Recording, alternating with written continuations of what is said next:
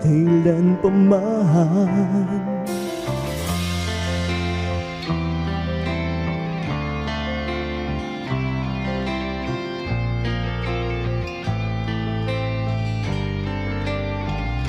Pangako ko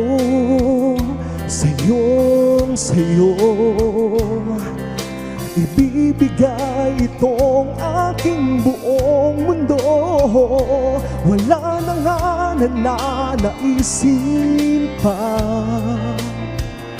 kundi ika'y aking makasama.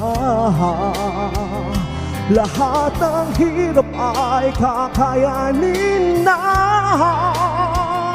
basta't sa piling ko'y huwag kang mawawala. Pangako ko, mahal tanging ikaw lamang, hindi pagpapalit kahit isang saglit.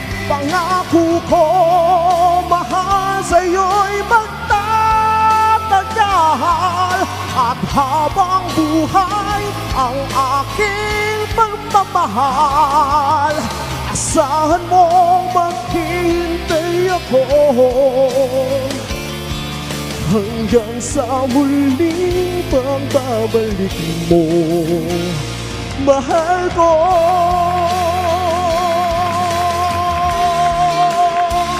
Pangako ko, pangako ko sa'yo, maghihintay ako.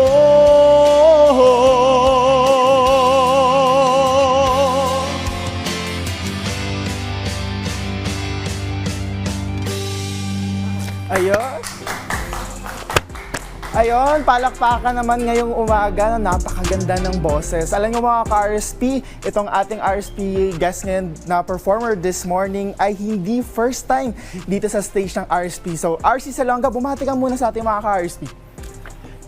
Hello! Magandang umaga po sa inyo mga ka-RSP. Ayun, since din na nagpunta ka dito sa RSP, ano yung mga pinagkakabalahan mo? Meron ka bang nabanggit dito? Meron kang mga new songs na ikaw mismo ang nag-produce? Pakikwentuhan naman kami, paano mo nasulat ito?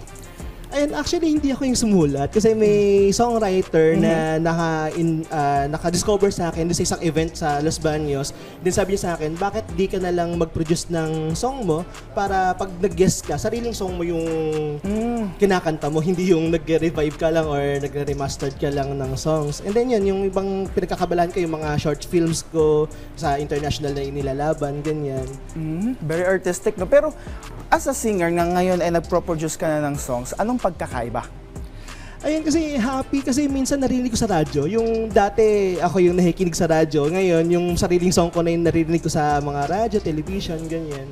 So nakaka-proud sa sarili ko na naabot ko yung dating pinapangarap ko lang.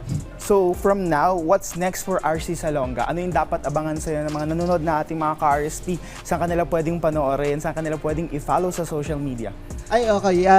Sa August 30, kasama ko si Marceliti Pomoy dun sa Stella Awards, sa Hall of Famer Awards sa Stella sa Lucena. Yan, kasama ko si Marcelito Pomoy dyan. And then, habangan nyo yung mga upcoming ko na short film na international films. And follow nyo ako sa social media accounts ko, RC Salonga, yan, IG, FB, and TikTok. O ayan mga ka-RSP, no, si RC hindi lang basta singer, performer at isa ding filmmaker. Maraming salamat sa pagbisita dito sa Rise and Shine Pilipinas at best of luck sa'yo. Thank you very much.